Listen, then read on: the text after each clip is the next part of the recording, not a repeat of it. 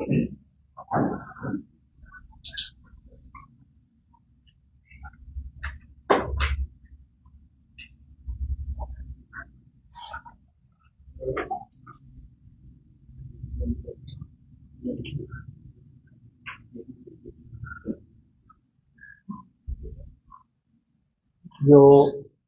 प्रदेश में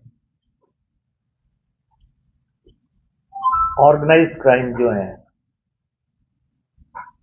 जो संगठित क्राइम्स होते हैं, जिसमें एक से अधिक लोग शामिल होते हैं या एक से अधिक पार्टियां शामिल होती हैं, उसको लेके, क्योंकि कुछ दिन दो चार दिन से हम देख रहे हैं कि लगातार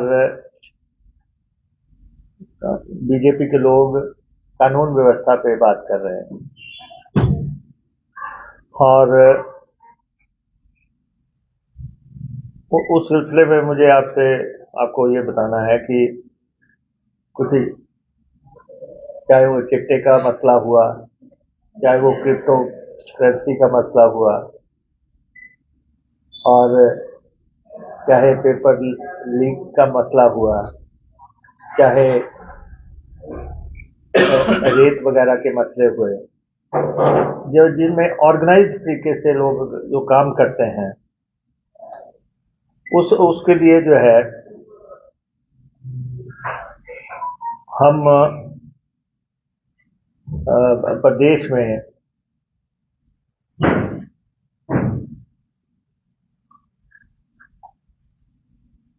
कानून जो है ऑर्गेनाइज क्राइम को टैकल करने के लिए हम कानून बनाने जा रहे हैं। आने वाले समय में जो ऑर्गेनाइज्ड क्राइम्स हैं उसको टैकल करने के लिए आने वाले समय में प्रदेश में कानून बनाया जाएगा, और उस पे आजकल चर्चा चल रही है, मंथन चल रहा है।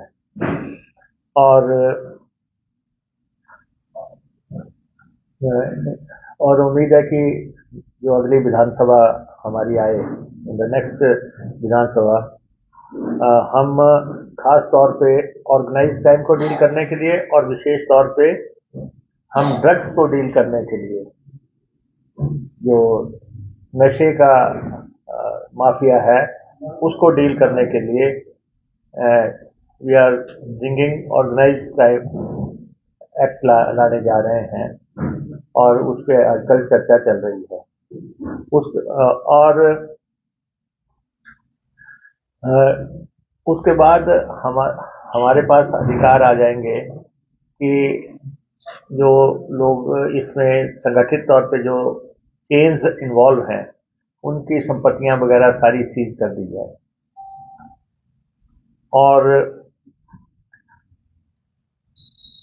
और हम जो है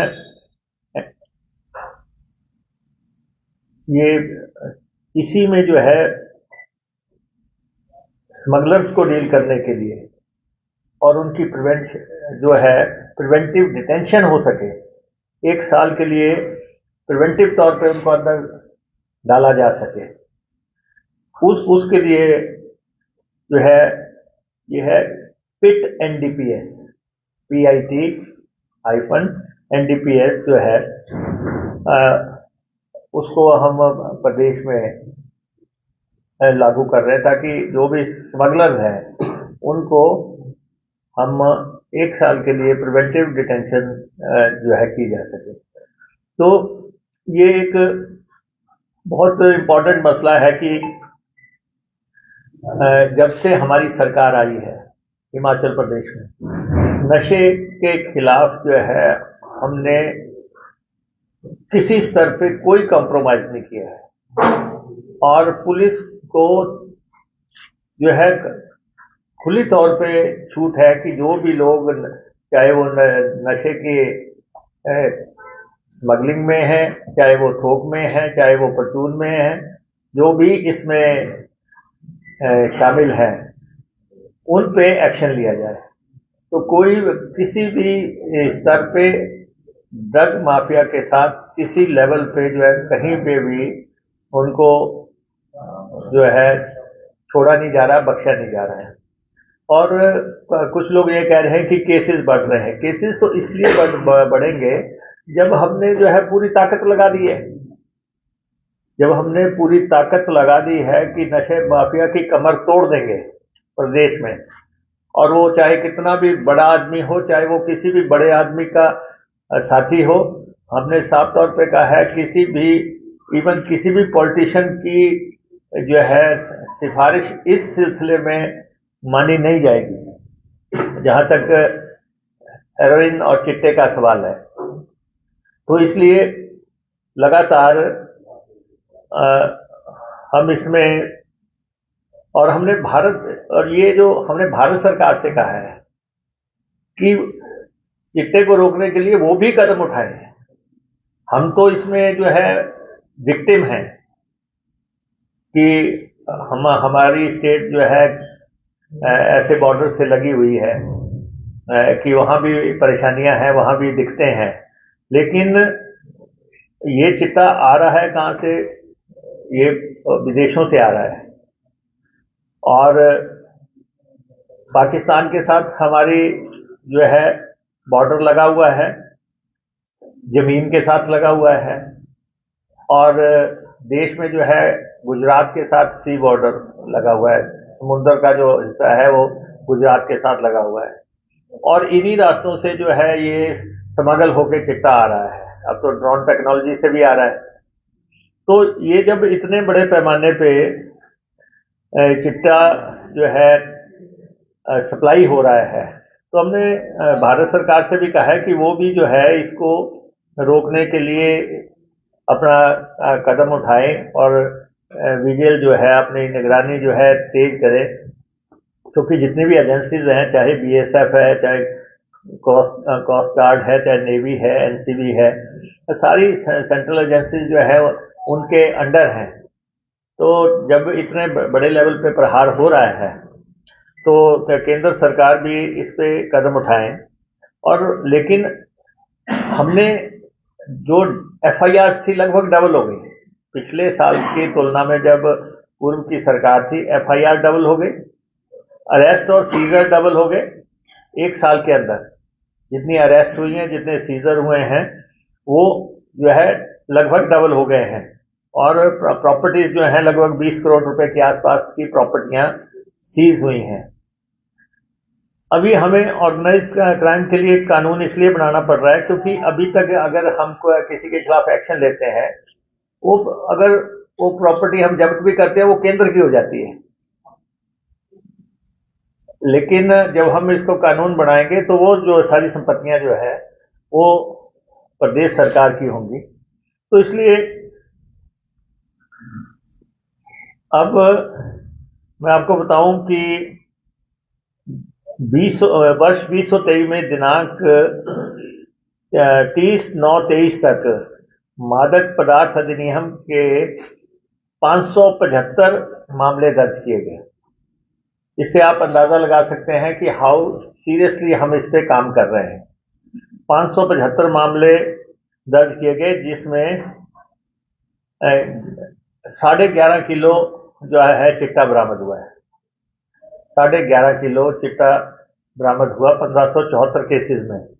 और वर्ष 2022 की इसी अवधि में अगर आप तुलना करके देखें तो उस समय 1195 मामले दर्ज हुए थे, और जिनमें 8 किलो चिट्टा पकड़ा गया था।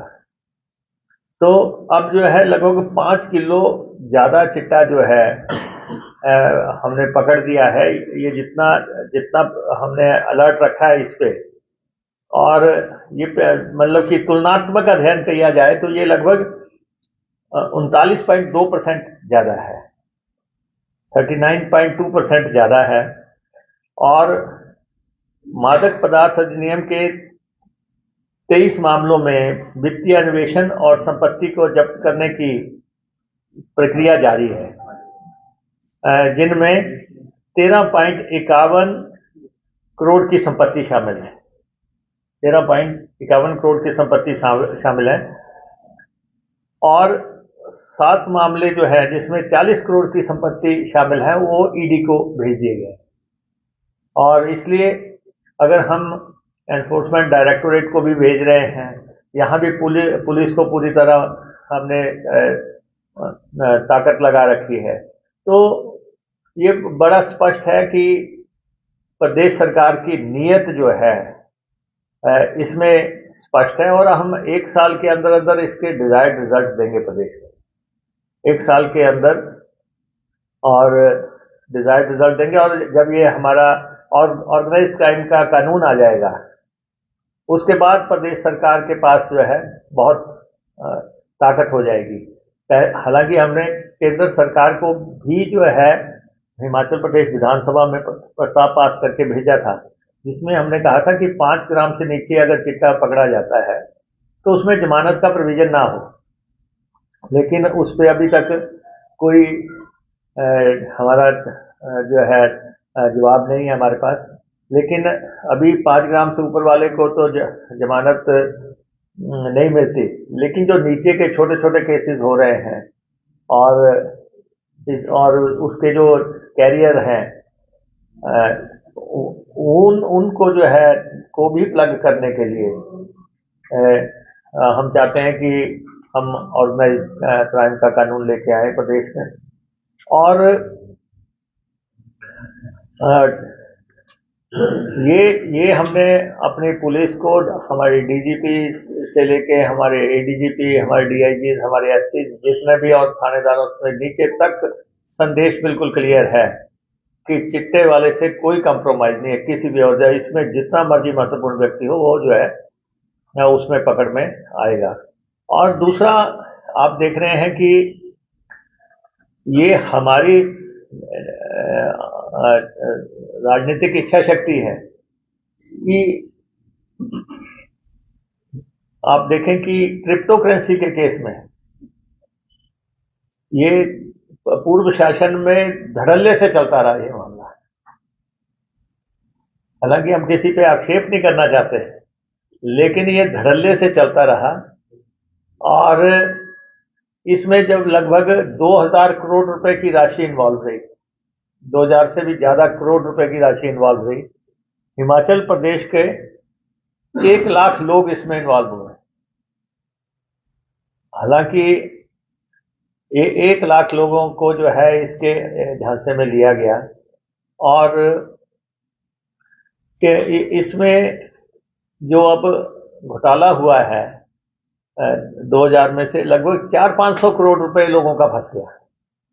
500 करोड़ आप ये मान सकते हैं कि उन लोगों का फंस गया, क्योंकि इसमें जो ऊपर वाला था वो उनको पैसा मिलता था, तो वो जो है पैसा बना गए, और नीचे वाले लोगों को जिनको कहा कि आप भी मेंबर बनाओ, और उन लोगों का पैसा फंस गया। और इसमें हम अभी तक 10 गिरफ्तारियां कर चुके हैं। और अभी एक जो व्यक्ति है, एक तो जो एक मिस्टर सुभाष है, जो वो तो दुबई चला गया हुआ, अपने पत्नी के साथ दुबई गया हुआ है। वो तो जिस दिन आएगा उसको जो है धर दबोच लिया जाएगा। वो he is a king pin. और एक अभिषेक, जिसका कि एड्रेस ऊना का बताया जाता है, और उसने ही 200 करोड़ रुपए की देनदारियां करनी है। 200 करोड़ रुपया जो है उस व्यक्ति को करना है। तो आप अंदाजा लगा सकते हैं कि किस तरीके से चल रहा था। और हालांकि भाजपा के लोग सीधे तौर पे आरोप लगाते हैं, लेकिन ये चाहे क्रिप्टो करेंसी है, चाहे वो चिट्टा है, चाहे वो ऑर्गेनाइज तरीके से पेपर बेचने का मसला था। आप देख रहे हैं कि कितने पेपर बेच दिए पूर्व शासन में, कितने युवाओं के साथ खिलवाड़ किया गया कि सबऑर्डिनेट सिलेक्शन बोर्ड भंग करना पड़ा, और माफिया कितनी जड़ें जमा चुका था, किस ढंग से पेपर बिक रहे थे, कैसे कितनी उस पर जो है 13-14 FIR उस केस में हुई। तो इसलिए ये सारे, और ऐसा ही जो है रेत माफिया में भी है कि ऑर्गेनाइज तरीके से जो धंधे चल रहे थे, तो इसलिए मैंने कहा कि आपके ध्यान में हम लाएं कि हम इन सब समस्याओं को जो है टैकल करना चाहते हैं, और हमारी नीयत बिल्कुल स्पष्ट है, और हम इसको जो है निपटने में पूरी तरह लगे हुए हैं। हमने क्रिप्टो करेंसी में विधानसभा के अंदर हमने एसआईटी बनाने का ऐलान किया, और उस एसआईटी के बाद ये आप देख रहे हैं कि किस ढंग से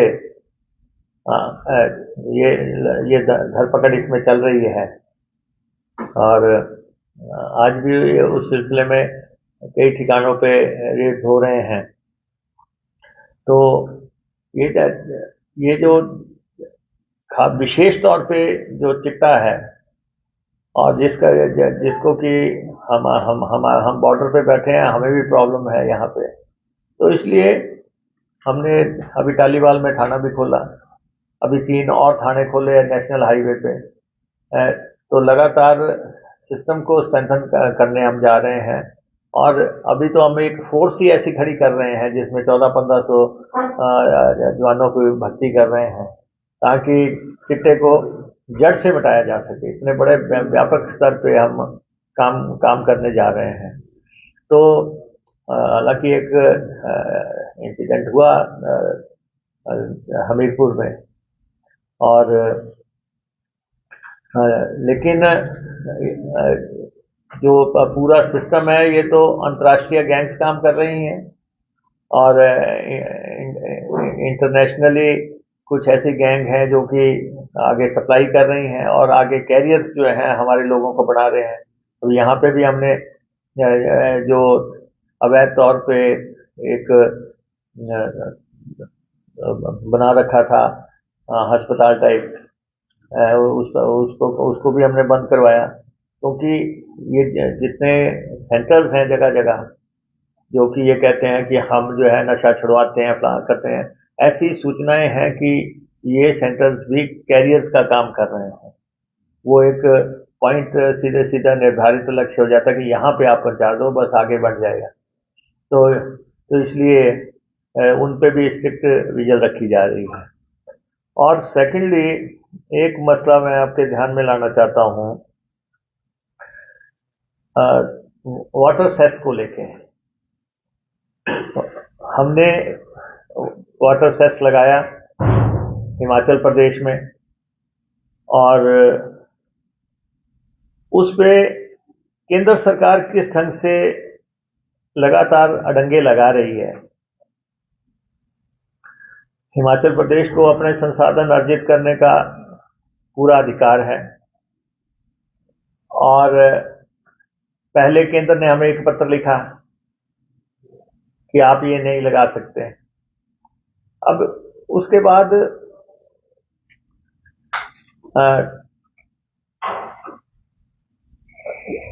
ये मामला अदालत में चला गया, और जब ये मामला सब जुडिस है, जब मामला अदालत के विचाराधीन है, केंद्र सरकार ने एक और लेटर लिख दिया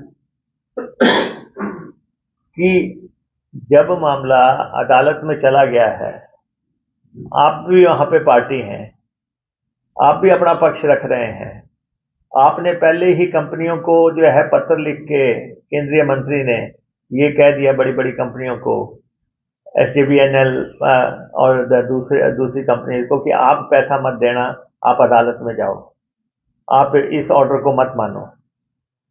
लेकिन उस पहले ये था कि जब हमने इसको इनिशियली किया था, तो उस समय 4000 करोड़ रुपए के आसपास की प्रस्तावित इनकम थी। लेकिन लोगों ने कहा इस पे आप पुनर्विचार करो। हमने उसको जो है पुनर्विचार किया, उसको हमने कम किया। अब हमें जो है 1842 करोड़ रुपए के आसपास इससे इनकम होनी है, और वाटर सेस से। लेकिन केंद्र सरकार जो है, फिर भाजपा के लोग कहते हैं कि जी केंद्र जो है बहुत सहानुभूति रखता है प्रदेश से। लेकिन इस मसले में आप अंदाजा लगा सकते हैं कि जब ये तय हो गया कि हमने रेट घटा दिया, हमने आधा आधा कर दिया, 1842 करोड़ रुपया है, और 29 करोड़ रुपया इसमें हमें मिल भी चुका है, जमा भी हो चुका है।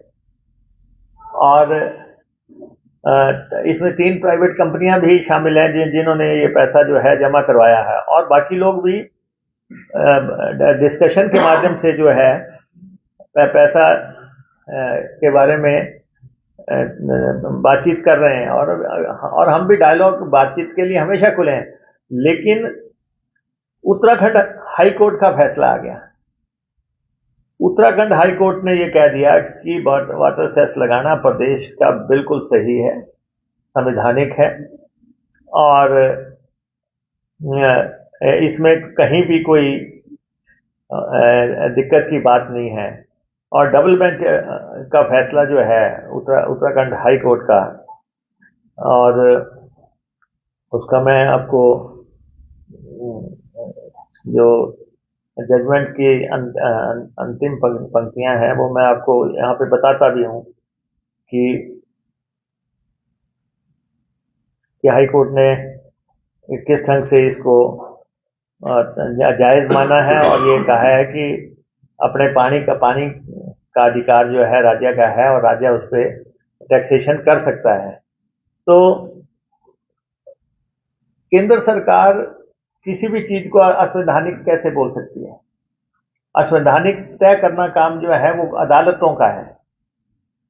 अगर कोई चीज अनकॉन्स्टिट्यूशनल है तो केंद्र के कहने से अनकॉन्स्टिट्यूशनल थोड़ी हो जाएगी, वो तो जो है अदालत तय करेंगे कि ये जो लगाया गया है वो सही है कि नहीं।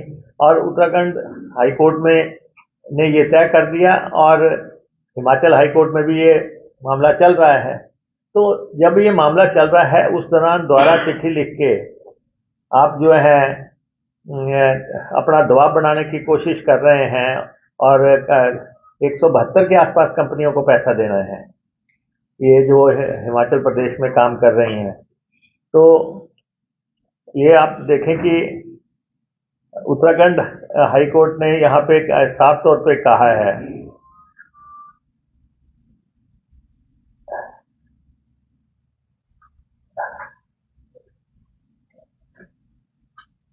कि I also hold that the said act in the pith and substance is an act to levy tax on drawl of water for purposes of generation of electricity, and is not a tax on generation of electricity by the users of water. I also hold that the state is not stopped from or otherwise from enacting the impugned act. तो high court ने बिल्कुल स्पष्ट कह दिया कि राज्य को नहीं रोका जा सकता, राज्य बनाने में सक्षम था, राज्य ने बनाया। अगर पड़ोसी राज्य में जो कि हमारी टोपोग्राफी का है, अगर वहां की हाई कोर्ट का फैसला आ गया है तो उसके बाद तो कम से कम केंद्र सरकार को जो है अपने हाथ पीछे खींचने चाहिए। तो दूसरा ये इसलिए मैं आपके ध्यान में लाना चाहता था कि हमने पूरा अध्ययन करने के बाद नो डाउट बिजली जो है केंद्र का विषय है, पानी जो है राज्य का विषय है। पानी राज्य का विषय है, इसलिए पानी का मुद्दा है ये जो। और ये वैसे भी हमारा जो ये कानून है, इसको हर तरफ से हमने अध्ययन करने के बाद जो है बनाया था। लेकिन हम ओपन भी रहे, हम लोगों से डायलॉग भी कर रहे हैं, हम बातचीत भी कर रहे हैं। हमने जो नोटिस दिए हैं, हमने 3 बार तो उसमें एक्सटेंशन दे दी लोगों को। 3 बार हम एक्सटेंशन दे चुके हैं कि वो कह रहे हैं टाइम म्याद बढ़ा दो, हम उसको भी कर रहे हैं। लेकिन सेंटर का रवैया यहाँ पे ठीक नहीं है। और थर्डली, जिसके बारे में मैंने कहा भी कि हमारे यहाँ पे आपदा आई, आपदा के लिए हमने कहा कि आप इसके ऊपर हमें जो है पैकेज दें। केंद्र ने हमें पैकेज नहीं दिया, राहत पैकेज आज दिन तक अनाउंस नहीं हुआ। हिमाचल प्रदेश की भारतीय जनता पार्टी ने विधानसभा के अंदर भी पैकेज के प्रस्ताव का समर्थन नहीं किया। भाजपा वहीं से एक्सपोज हो गई। और उसके बाद हम ये कह रहे हैं कि जो हमने इस दौरान जो प्रदेश में नुकसान हुआ, वो उसका 10,000 करोड़ रुपए का क्लेम हम फाइल कर चुके हैं सेंटर के साथ। 10,000 करोड़ का क्लेम हम फाइल कर चुके हैं। आपने पैकेज नहीं देना, मत दो, आप हमारा क्लेम पे तो फैसला करो। जो 10,000 करोड़ रुपए के नियमों के तहत क्लेम हमने सेंटर के साथ दायर किए हैं, उसमें जो हमारा फार्मूले के तहत पैसा आना है, वो पैसा तो हमें जारी करें। क्लेम, अब तो हम पैकेज भी नहीं बात कर रहे हैं, हम क्लेम की बात कर रहे हैं, तो आप क्लेम तो हमारा दें। तो इसलिए 10,000 करोड़ रुपए के क्लेम हमारे फाइल हैं। केंद्र जो है उस पर फैसला ले और हमारा फैसला करें। और चौथी बात यह है कि भाजपा के नेता लगातार बोल रहे हैं कि आज भी बोला है, आज शायद केंद्रीय मंत्री जी ने कहा कि केंद्र के पैसे से जो है ये काम हो रहा है। और मैं भारतीय जनता पार्टी के नेताओं को हम चुनौती देते हैं कि वो साबित करें कि हमने जो मकान पूरी तरह ध्वस्त हो गए, हमने उस पर 7 लाख रुपया दे रहे हैं। आप हमें एक अधिसूचना सेंटर की दिखा दें जहां पे कि उन्होंने 7 लाख रुपया हमें दिया हो मकानों के लिए। हम 3500 मकानों को 7 लाख रुपया दे रहे हैं जो पूरी तरह ध्वस्त हो गए, और एक नोटिफिकेशन कोई सेंटर की दिखा दें जिसमें कि उन्होंने 7 लाख रुपया हिमाचल प्रदेश को मकान के लिए दिया हो। हम पार्शली डैमेज मकान को 1 लाख रुपया दे रहे हैं। आप एक नोटिफिकेशन सेंटर की दिखा दें जहां जिस नोटिफिकेशन के तहत 1 लाख रुपया दिया जा रहा हो। पशुओं के लिए हम 55,000 रुपये दे रहे हैं, वो एक नोटिफिकेशन दिखा दें जहां पे जो है 55,000 रुपये उन्होंने केंद्र से भेजा हो। इसलिए सिर्फ जमा जुबानी बात करने के लिए हमने अपने रिसोर्सेज से, अपने साधनों से, जो 16,000 लोग इस त्रासदी की में बेघर हुए और जिनमें से 3500 का पूरी तरह घर ध्वस्त हुआ और बाकियों के पार्शली डैमेज हुए, 16,000 फैमिलीज की हम मदद कर रहे हैं प्रदेश में।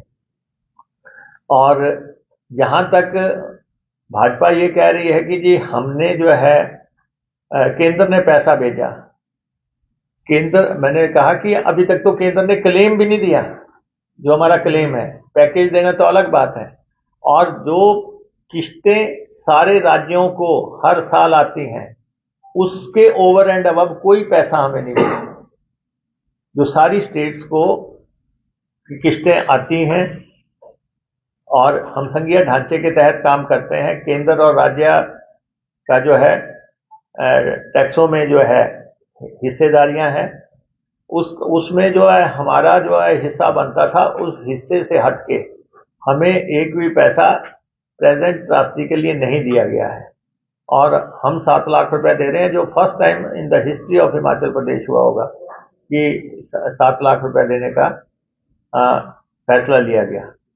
तो इसलिए ये मामले जो हैं, चाहे हमारे ऑर्गेनाइज क्राइम को लेके मसले हैं, चाहे हमारा वाटर सेस का है, चाहे ये कहना कि जी ये जो पैसा है जो हमने रिलीज किया वो केंद्र ने दिया था, ये कोरा झूठ है और इसमें कतई भी सच्चाई नहीं है। तो ये बातें मैं आपके ध्यान में लाना चाहता हूँ। और चौथी बात, एक मैं आज भी मैं देख रहा था कि जैसे प्रदेश के बाहर से बसेज आती हैं और कुछ मेरे साथी पत्रकारों को भी कुछ जब वीडियोस बनाने से पहले उसकी थोड़ी बहुत जानकारी जरूर होनी चाहिए। हम भी आपके साथ, मैं भी पत्रकार रहा हूं, ये हमारा सजेशन भी है आपको कि उसकी दो तरह की बसें हैं। एक बसेस कंट्रैक्ट कैरेज के तहत चलती हैं कि वो बस बुक करती हैं दिल्ली से, वो धर्मशाला आ गई, वो डलहौजी चली गई, वो शिमला चली गई, वो मनाली चली गई, कोई वो पूरी बस बुक होती है। और कंट्रैक्ट कैरेज वाले का ये कहना है कि हम सेंटर को 3 लाख रुपया महीना 3 लाख रुपया सालाना देते हैं और हमें किसी भी राज्य में चलने की छूट है। उनका ये पक्ष है। एक दूसरी बसेज हैं जो स्टेज कैरियर्स हैं, मतलब कि वो क्या करते हैं कि वो बस चली, वो सवारी उठानी शुरू कर देते हैं। वो दिल्ली से सवारी उठाई, वो करनाल से सवारी उठाई, वो चंडीगढ़ से सवारी उठाई, वो कहीं से सवारियां उठाते उठाते बस को लेके चलते हैं। हमारा जो टकराव है वो स्टेज कैरियर्स वालों के साथ है। हमारा जो भाजपा ने अपने समय में तो कोई कदम उठाया नहीं। आज नेता प्रतिपक्ष का बार बार बयान आता है कि जो है टूरिज्म को लॉस हो गया। अरे आपने तो अपने समय में एक कदम नहीं उठाया। एक कदम आप उठाते तो पता तो लगता कि कितना टैक्सेशन की कितने चोरी हुई है 5 साल के दौरान। आपको तो ये भी नहीं पता चला कि 4 साल क्रिप्टो करेंसी में 2,500 करोड़ लग गया। आपको तो ये भी पता नहीं लगा कैसे पेपर बिक गए और कितने पेपर बिक गए। आप सरकार चला रहे थे। तो इसलिए ये जो है आज भी मैं देख रहा था कि उस पर टिप्पणियां हो रही हैं। तो जब हमने टैक्सेशन की तो सारे देश में हाहाकार मच गया। सारे देश में आपने भी सुना, आपने भी देखा कि कोई पंजाब में हाहाकार मच गया, कोई हरियाणा में मच गया, कोई जो है दिल्ली तक मच गया, दिल्ली से गाड़ियां आती थी। हमने कहा कि अब तक तो बात ही नहीं हुई, डायलॉग ही नहीं हुआ ओवर द इयर्स। आज जब हमने टैक्सेशन की तब बात आई ना सामने। तो 3-4 तरह की गाड़ियां इसमें सामने आई।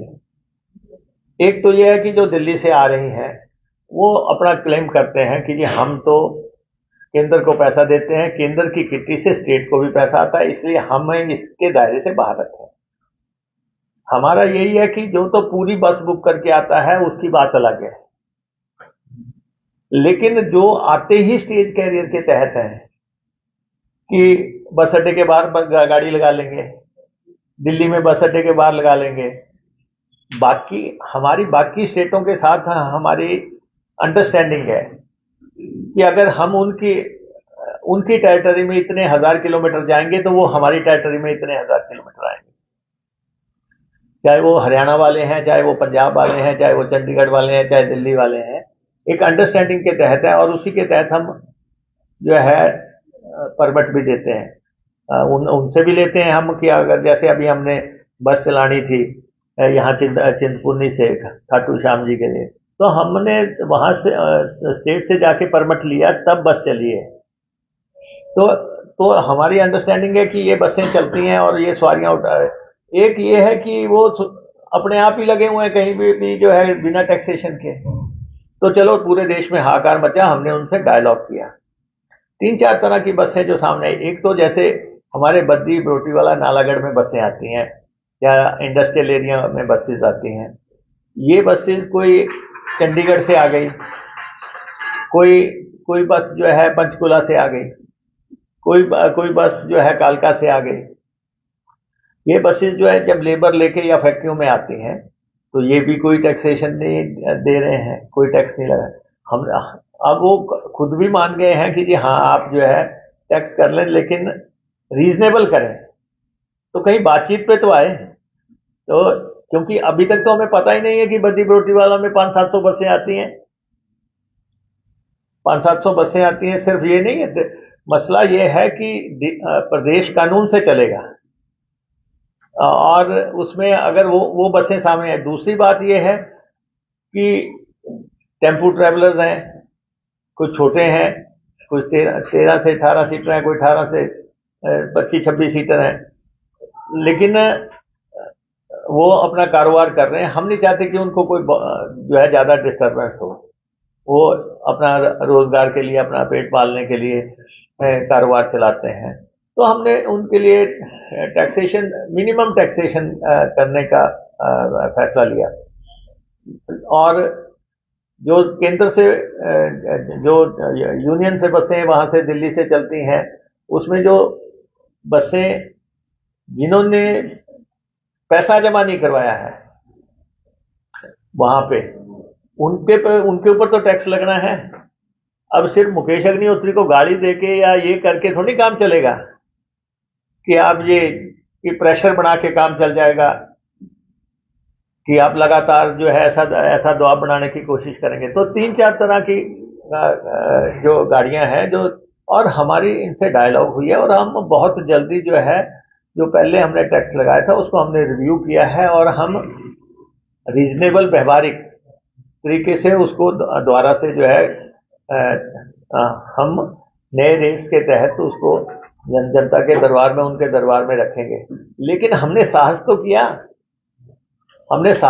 आप लोगों में तो साहस ही नहीं था। ऐसे ही हमने देखा लगेज पॉलिसी को लेके जो है बड़ा शोर मचा रहे हैं। अरे भाई, जहां लूप होल्स हैं उसको प्लग नहीं करेंगे हम। जो लोग बस में सफर करते हैं वो तो चलो अपने साथ सामान लेके जाते हैं, समझ आता है। जो लोग बस में सफर ही नहीं करते और एचआरटीसी में सामान भेजते हैं, ये क्या उनका विशेषाधिकार है? उन्होंने एचआरटीसी को सालों साल से कुरियर बना रखा है।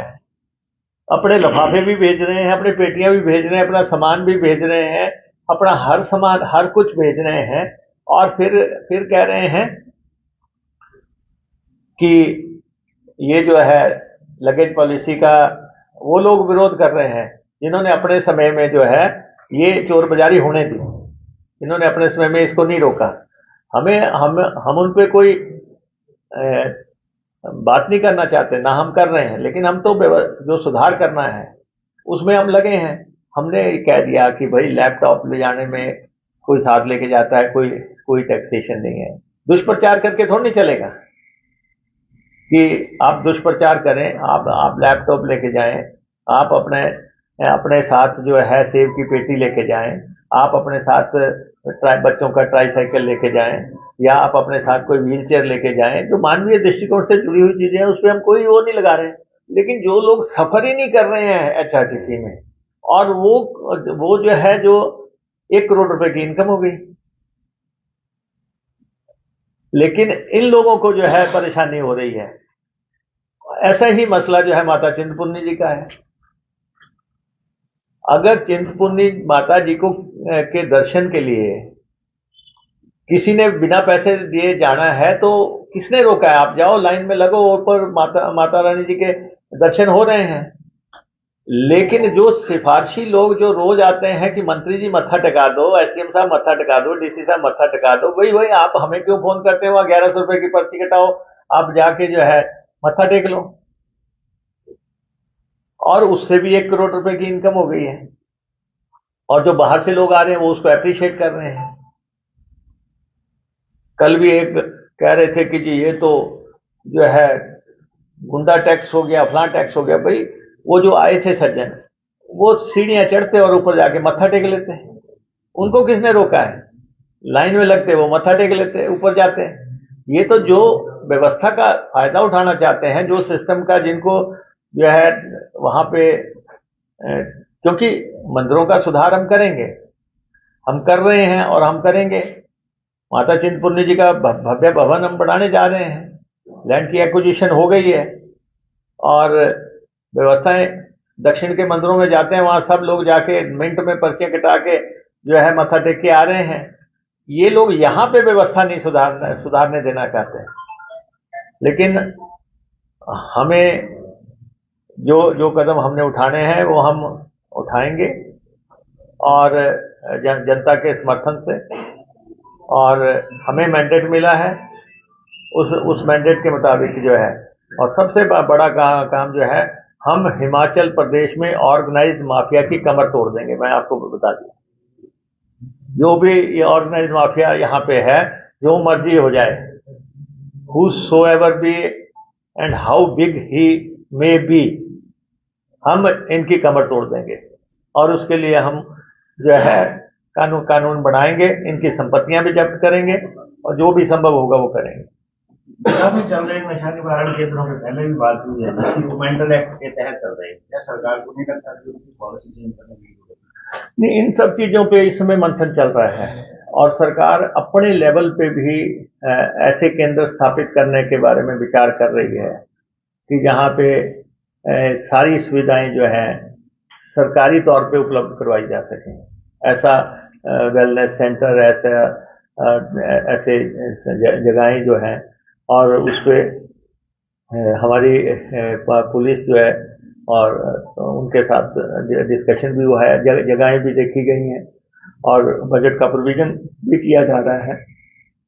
तो ये जो अभी आप देखें कि हमारी ही कॉन्स्टिट्यूंसी में आपने देखा कि अगर जो 30-32 लोग पकड़े गए हैं, उसमें से 30 लोग एक राज्य के हैं। इसका मतलब जो है वो जो है हमारे यहाँ पे भर्ती करा दिए गए लाके। अगर हमारे लोगों को कोई परेशानी हुई तब तो समझ आता है कि उसको किसी सेंटर में रखना है, लेकिन दूसरे राज्यों से लाके जो है यहाँ पे रखना और उससे जो है इनकम वगैरह अर्जित करने की बात हो, तो हर चीज पे ध्यान दिया जा रहा है। और ये बड़ा स्पष्ट है कि हम इफेक्टिव कदम उठा रहे हैं, इसीलिए जो है हम 13-14 किलो चिट्टा पकड़ चुके हैं, इसीलिए हमारी FIR डबल हुई हैं और इसीलिए जो है हमारी जेलें भर गई हुई हैं। इतने लोग इसमें जेलों के अंदर है कि लगातार इस पे धरपकड़ जारी है।